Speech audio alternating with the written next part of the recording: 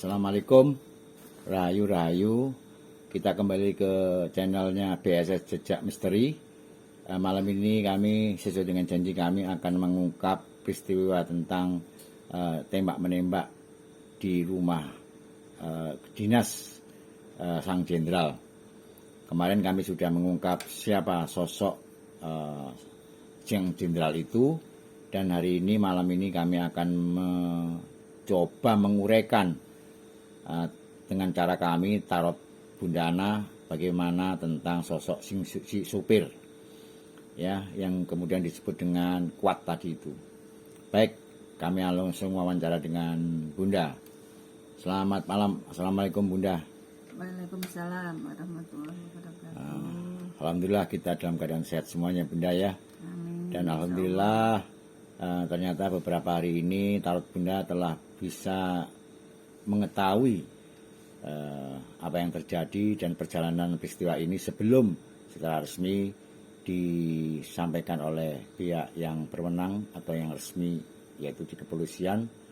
Maka sudah terungkap oleh tarotnya Bunda, yang memang saya akui tarot adalah mampu menembus ruang dan waktu. Yang pertama yang saya tanyakan Bunda, siapa sosok sopir ini Bunda? Dia sebetulnya seorang spiritual. Oh, spiritual? Iya. Oh, bukan hanya sekedar sopir Bukan ya? sekedar sopir, Tapi spiritual. dia kemampuan spiritual. Berarti spiritual yang dipercaya, oleh keluarga Sang Jenderal.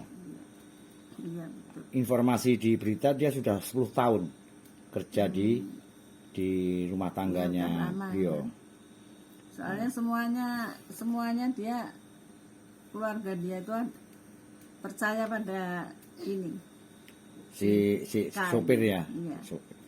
Oh, berarti selama ini semua hal yang berkaitan dengan pekerjaannya, jabatannya, bisnisnya itu selalu konsultasi ke beliau. Ini. Si K ini ya? Orang spiritual. Kuncinya juga di dia. Sehingga secara otomatis karena dia dipercaya, maka segala hal yang tersembunyi diceritakan oleh Sang Jenderal kepada dia ya? Iya.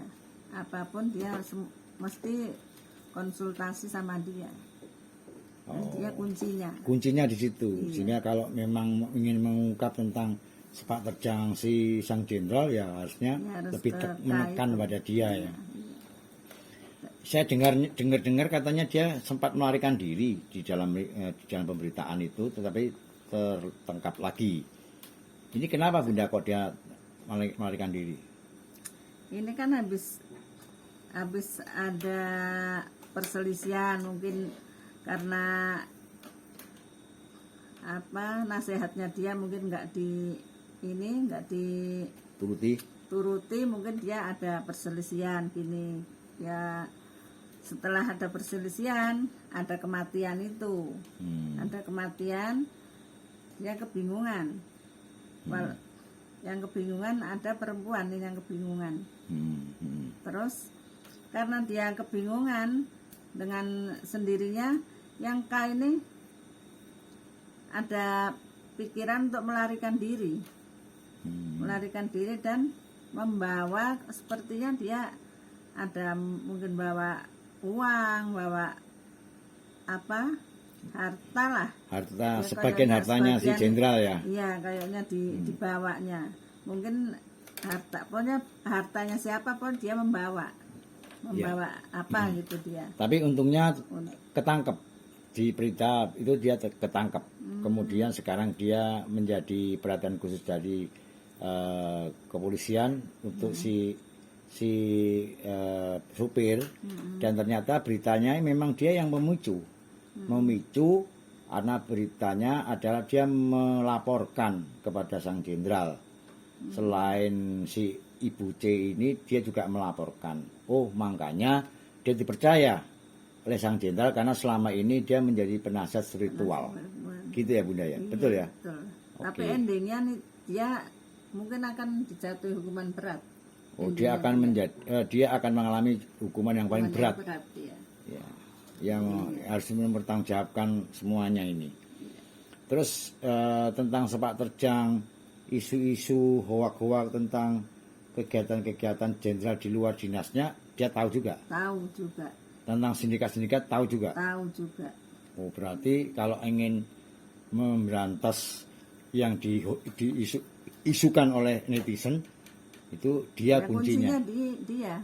Nah, harus Apapun fokus. dia kuncinya. Oh, Kalau dia udah buka kunci satu, semuanya terbuka. terus gini Bunda, kenapa C ini mau berselingkuh dengan si ini sang sopir ini? Saya kira kok belum saya lihat ini kalau perselingkuhan ini dengan si ini C ini. Saya nanti ada lagi itu. Oh, Ada belum terlihat di dalam lanjutan tarot lagi, itu belum ada tentang terlihat. perselingkuhan atau perzinahan itu ya? Iya, ini baru ke yang si K si ini. K ini ya? Heeh. Oh, Baru gitu. dengan K nanti kan bisa disambung-sambung. Lah, Belum Si- keluar si- ada affair dengan dia itu belum ada. terus sopir ini yang menurut Bunda adalah spiritual itu, apakah dia itu jalani sendiri atau dia meminta tolong orang lain, pihak ketiga untuk Dia spiritualnya? sendiri. Oh, Dia dia sendiri. Iya. Berarti dia punya kemampuan sendiri. Dia kemampuan Oh, spiritual. berarti semua hal yang diomongkan oleh si sopir ini dipercaya. Percaya. Oh, dipercaya. Makanya begitu emosionalnya si jenderal ini setelah yang melaporkan adalah sopir ini ya. Iya. Makanya kemudian dia emosi, terjadilah kecelakaan atau pembunuhan yang menurut polisi adalah direncanakan. Berarti yang merencanakan itu cuma ini, juga ini. Sebetulnya ini yang merencanakan itu. Bukan si C, maksudnya sang istri C. Ya, sepertinya dua-duanya. Dua-duanya. Iya. Dua-duanya, tapi peran utama untuk mempengaruhi atau untuk meyakinkan sang jenderal ya si sopir ini ya. Iya. Makanya kok kemudian setelah dilapori menurut instruksi itu kemudian emosi dan menembak tanpa memberikan kesempatan korban untuk menjelaskan ya. Karena emosi dia spontan aja itu. Jadi Menurut saya secara spiritual dan secara psikologi, berarti beliau ini juga korban ya. sebetulnya sih ya korban dari emosinya dia sendiri. Korban dari laporan Ya kan emosi kan, iya. terus emosi. Oh, emosi ya. Oke, jadi tapi di dalam memberikan nasihat-nasihat spiritual, apakah selalu dipatuhi sama sang jenderal? Dipatuhi. Oh, dipatuhi semuanya. Iya. Tapi tadi ada tarot yang ada konflik agak besar, berarti ada Konflik itu antara ini C sama ini K oh, ini. Kan C konflik sama K. apa? Oh, mungkin C sama dia K itu konflik karena tidak karena C tidak mematuhi omongannya dia. pendapatnya si K ini, sehingga terjadi beneran tentang pembunuhan itu ya. Kematian itu ya. Tapi secara sang jenderal tetap mengakui ya kehebatan atau nasihat-nasihat dari si. Iya, masih dipercaya lah. Masih dipercaya ya. Oke. Berarti saran Bunda apa untuk dari prediksi atau dugaan-dugaan yang kita bahas tadi itu? Sarannya apa? Saran? Enggak ada saran. Enggak saran, ini hanya melihat apa yang tergambar dalam tarot ya, enggak bisa saran Ya, memang. yang tergambar tuh endingnya dia akan mengalami hukuman berat. Paling berat di antara semuanya ya. Iya. Oh, jadi pemirsa, menurut tarot bahwa sang sopir ini nanti akan mendapatkan hukuman yang paling berat dari semuanya. Dan mudah-mudahan yang terlibat secara nggak langsung karena perintah dan sebagainya, mudah-mudahan nggak menjadi hukuman yang berat. Ya. Kalau si Barada E nggak kelihatan ya, belum kelihatan. Oh, belum.